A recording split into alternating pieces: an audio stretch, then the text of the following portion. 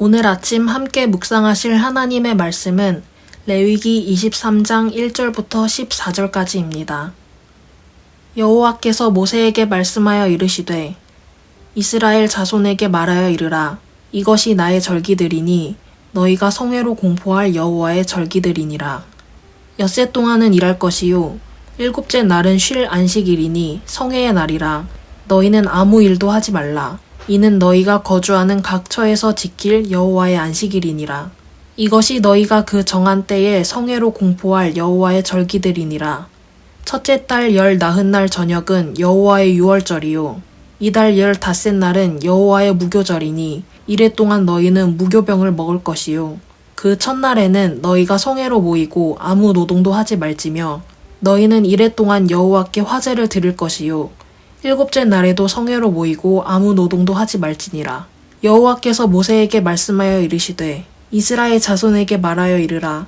너희는 내가 너희에게 주는 땅에 들어가서 너희의 곡물을 거둘 때에 너희의 곡물의 첫 이삭 한 단을 제사장에게로 가져갈 것이요 제사장은 너희를 위하여 그 단을 여호와 앞에 기쁘게 받으심이 되도록 흔들되 안식일 이튿날에 흔들 것이며 너희가 그 단을 흔드는 날에 1년 되고 흠 없는 수량을 여호와께 번제로 드리고 그 소제로는 기름 섞은 고운 가루 10분의 2 에바를 여호와께 드려 화제로 삼아 향기로운 냄새가 되게 하고 전제로는 포도주 4분의 1 흰을 쓸 것이며 너희는 너희 하나님께 예물을 가져오는 그날까지 떡이든지 볶은 곡식이든지 생 이삭이든지 먹지 말지니 이는 너희가 거주하는 각 처에서 대대로 지킬 영원한 규례니라.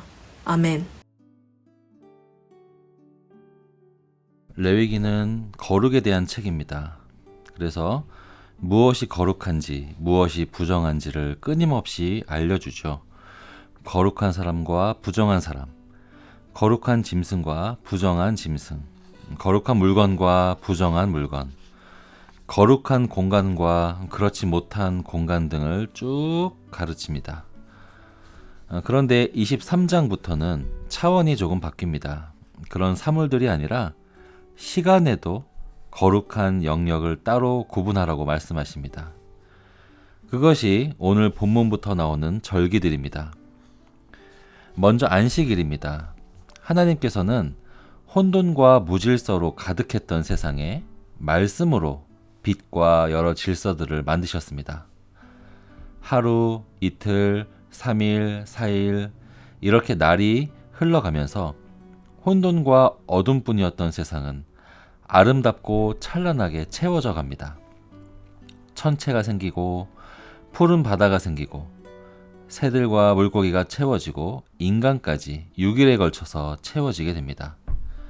그렇게 온 세상은 아름답게 완성되었죠.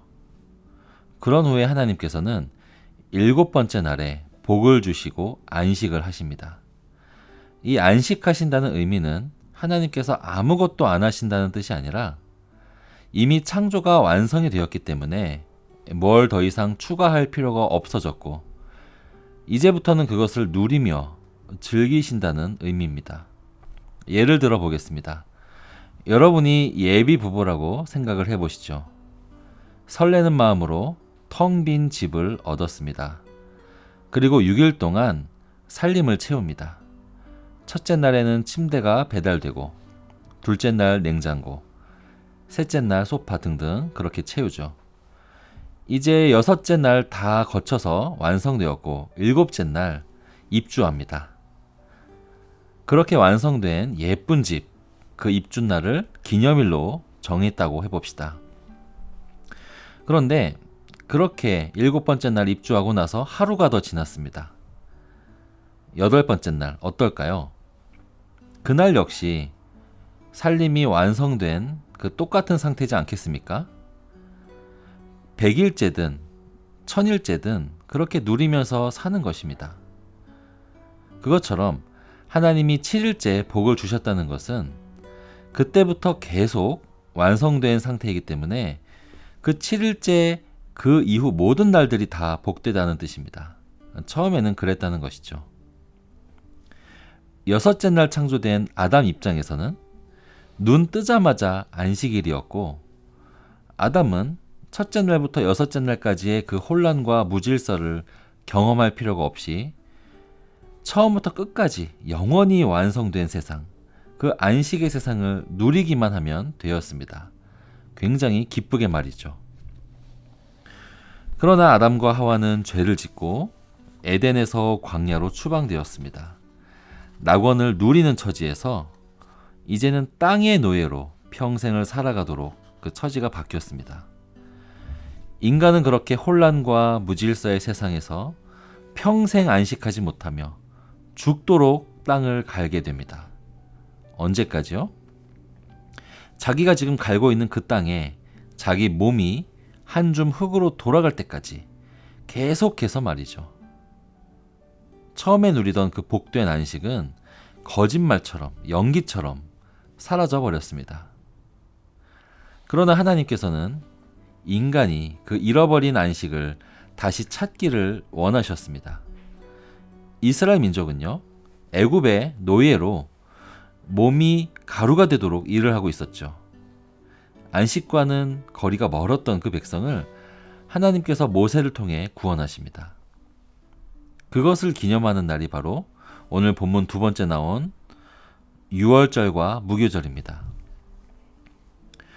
그들에게 노예 생활에서 해방시키신 하나님은 여러 절기들을 주셨고 또 특별히 안식일, 7일에 한 번씩은 꼭 쉬라고 하셨습니다. 이것은 마치 작곡가가 무질서한 악보에 7박자마다 한 번씩 쉼표를 찍어서 마디를 나누는 것과 같습니다. 하나님은 온 우주에 이 7이라는 숫자, 7박자를 부여하십니다. 리듬감을 부여하시죠. 7일에 한 번씩 안식일을 주시고 또 7년에 한 번씩은 땅도 쉬는 안식년을 주십니다. 그리고 그 안식년이 7번 반복되면 50년째는 모든 것이 회복되는 희년을 주십니다. 마치 온 우주의 지휘자가 이 7박자 리듬으로 세상을 연주하는 것과 같습니다. 하나님이 안식일을 명령하신 것은 천국에서 다시 회복될 그 안식을 미리 이 땅에서 살아내라는 것입니다. 즉, 미래의 소망을 현재에 미리 살아가라는 것이죠. 오늘 본문 9절부터 14절에 나오는 초실절도 마찬가지입니다. 이 초실절은 첫 수확을 기념하여 드리는 감사의 절기이지만 동시에 미래의 소망을 담은 절기이기도 합니다. 한번 이 백성이 이 초실절을 명령받는 그 상황을 상상해 보시죠. 지금 레위기 말씀이 주어질 때 이스라엘의 상황이 어떨까요? 이들은 광야에 있습니다. 이들이 실제로 땅에 뭔가 씨를 뿌려서 수확을 하는 것은요, 몇십 년 후에나 일어날 일입니다. 또 그마저도 지금 이 말씀을 듣고 있는 세대의 대부분의 사람들은 다 죽고 이 절기가 다음 세대에 돼서나 지켜질 명령입니다. 그런데 하나님은 이런 절기들을 지금 강조하시죠. 왜요? 이 땅에서는 완전한 안식이 없지만 천국에서 누릴 그 영원한 안식을 바라보면서 안식을 연습하라고 하신 것처럼 초실절도 수확과는 거리가 먼 그런 광야의 백성들이 언젠가 들어갈 저 약속의 땅을 바라보며 소망을 가지라는 의미이지 않겠습니까? 여러분, 주의를 지키는 우리도 동일합니다. 하나님께서 여전히 우리가 광야 같은 세상에 살고 있지만 하나님의 리듬에 맞춰서 마치 약속의 땅에 이미 이른 것처럼 그렇게 살아가라고 초대하시는 것입니다. 영원한 안식의 그 천국을 소망하며 말이죠. 그러나 우리는 불안합니다. 주일에 가게 문을 닫으면 그 매출의 타격이 내 삶을 망칠 것처럼 걱정합니다. 우리 애들이 주일에 학원을 안 가면 그 공백이 우리 아이들을 불행하게 만들 것 같습니다. 안식의 명령이 오히려 행복을 방해하는 올무처럼 느껴집니다. 그러나 하나님은 안식하는 것이 너무나 어색한 이 이스라엘 백성들에게 안식일을 지킬 때 하나님이 책임져 주신다는 것을 보여주십니다. 안식일 전날에는 이틀치의 만나를 거둬들이도록 하신 것이죠. 우리의 삶도 마찬가지입니다. 하나님께서는 우리가 이 땅에서 하나님이 주신 리듬대로 살아간다면 그때 발생할 모든 부족들, 염려와 걱정들, 하나님의 방식으로 책임져 주실 것입니다. 우리는 하나님의 초대에 응해야 합니다. 그럴 때 우리는 저항이 필요합니다. 우리는 세상이 우리를 마치 애굽 땅의 노예처럼 지나치게 과중한 삶을 강요하는 것에 저항해야 합니다. 세상은 불안감을 조성해서 우리의 안식을 방해합니다. 그러나 하나님은 우리가 그 불안에 저항할 때 반드시 책임져 주십니다. 우리가 우리의 삶의 일부를 거룩하게 구별하고 하나님의 박자에 나의 삶을 맞출 때 우리는 천국의 안식을 미리 경험할 수 있게 됩니다. 그리고 더 나아가 우리는 주님 오시는 그날 더 이상의 고통스러운 노동이 필요 없는 완전히 완성된 세상에서 주님과 함께 매일을 안식의 날로 누리며 살게 될 것입니다. 두 가지 기도 제목입니다. 첫 번째, 이 땅에서 참된 안식을 소망하며 나의 시간을 거룩하게 구별하는 삶을 살게 하소서. 두 번째, 청빙의 모든 과정과 그 이후도 하나님께서 간섭하셔서 우리 교회를 든든히 세워주소서.